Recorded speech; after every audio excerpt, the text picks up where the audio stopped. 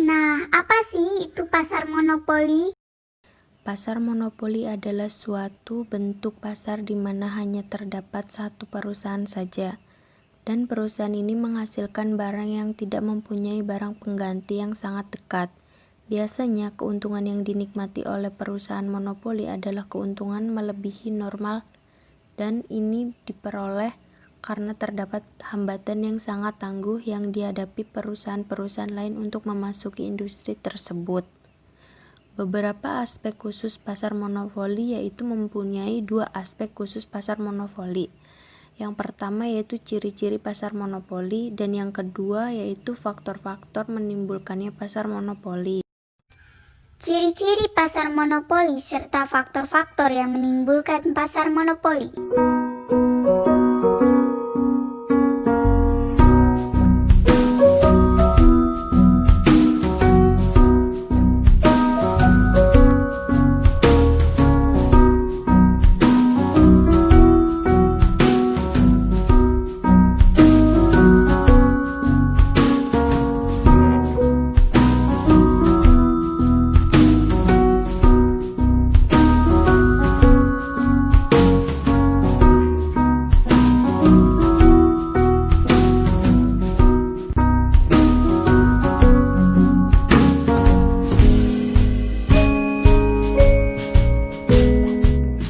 Pemaksimuman keuntungan produksi, harga, dan penjualan dalam monopoli.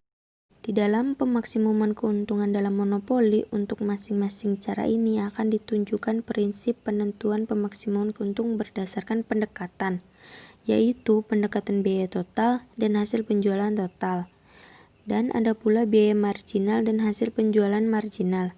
Sebelum melakukan hal-hal tersebut, terlebih dahulu akan dilihat hubungan di antara harga dan jual barang yang ditawarkan atau diproduksikan, dan diimplikasi dari sifat hubungan tersebut pada hasil penjualan total. Dan ada pula produksi, harga, dan penjualan. Sifat umum dari pemerintahan barang-barang yaitu makin tinggi harga suatu barang, maka makin sedikit jumlah yang diminta.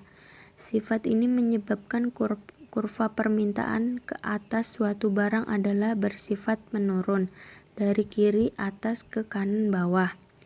Dalam menerangkan mengenai persaingan sempurna, telah dijelaskan bahwa permintaan bersifat elastis sempurna, yaitu kurva permintaan adalah sejajar dengan sumbu datar. Dan sebabnya adalah karena berapapun produksi yang dijual oleh perusahaan, harga tidak boleh berubah.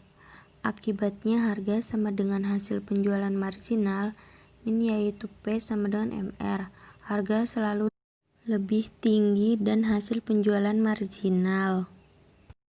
Contoh perhitungan monopoli. Jadi pada contoh dalam tabel 2.1 ini menunjukkan bahwa semakin besar jumlah produksi pada kolom 1, maka semakin rendah harga barang terdapat pada kolom 2.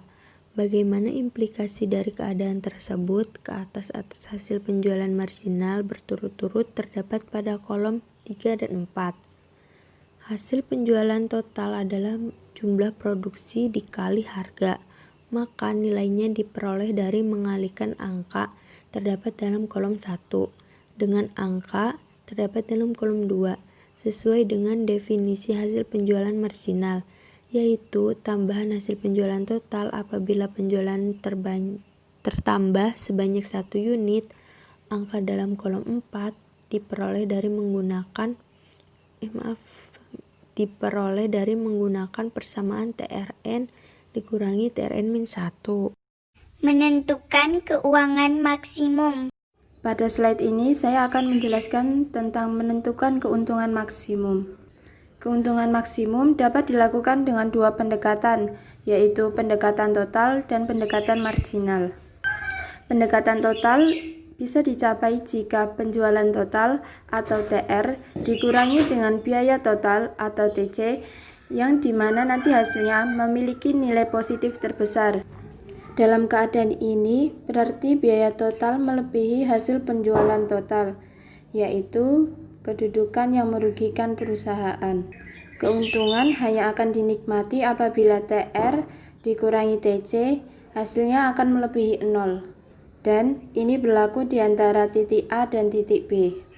Kemudian yang kedua ada pendekatan marginal.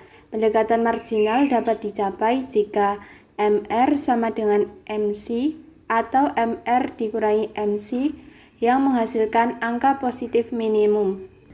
Untuk MR merupakan penjualan marginal dan MC adalah biaya marginal. Pada sebelumnya sudah dijelaskan bahwa keuntungan maksimum dapat ditentukan dengan melihat pada tingkat produksi yang mana keadaan MR sama dengan MC. Wujud dari kurva MR dan MC yaitu berpotongan pada waktu tingkat produksi sebanyak Q unit.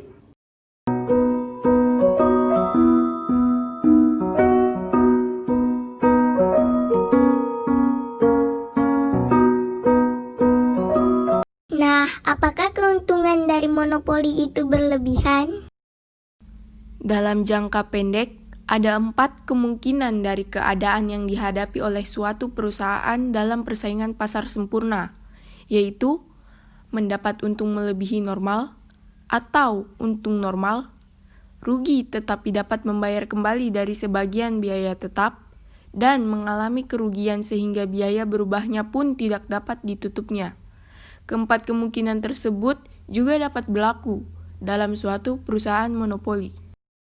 Monopoli dan kurva penawaran.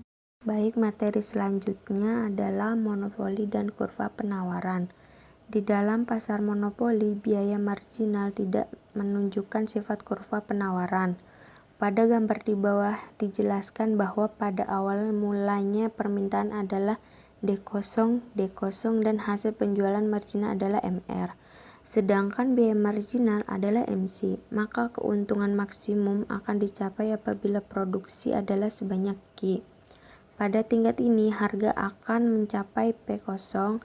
Selanjutnya, misalkan permintaan berubah menjadi D1 dan D1 dan hasil penjualan marginal adalah MR1, maka biaya produksi tidak berubah dan biaya marginal adalah tetap seperti yang ditunjukkan oleh MC.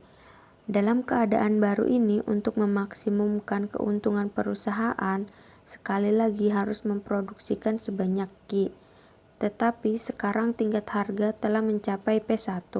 Dengan demikian, sekarang kita mendapati ada 2 tingkat harga yaitu P0 dan P1, tetapi hanya satu jumlah produksi atau penawaran Q.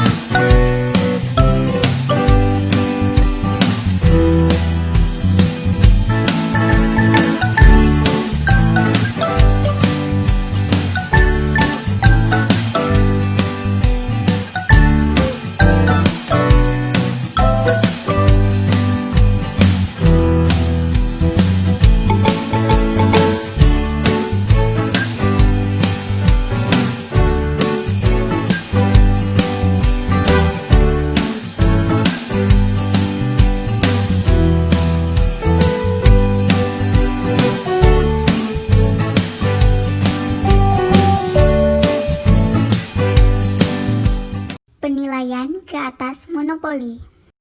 Pada slide ini, saya akan menjelaskan mengenai penilaian ke atas monopoli. Pada penilaian ke atas monopoli terdapat 4 pembahasan.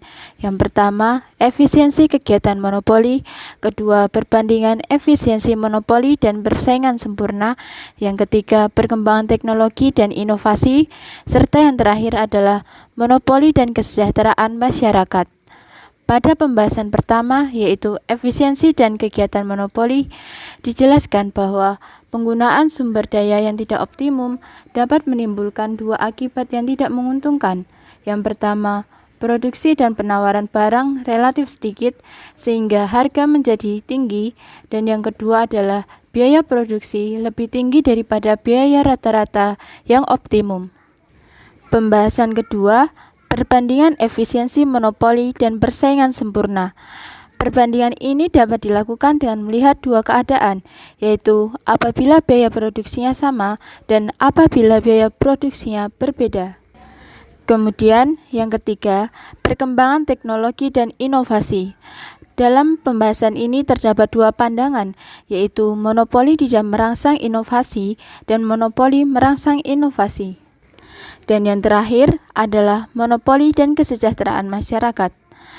Pada pembahasan ini, banyak ahli ekonomi berpendapat bahwa monopoli menimbulkan dampak yang buruk di atas kesejahteraan masyarakat, serta dari dampak itu dapat menyebabkan distribusi pendapatan menjadi tidak merata.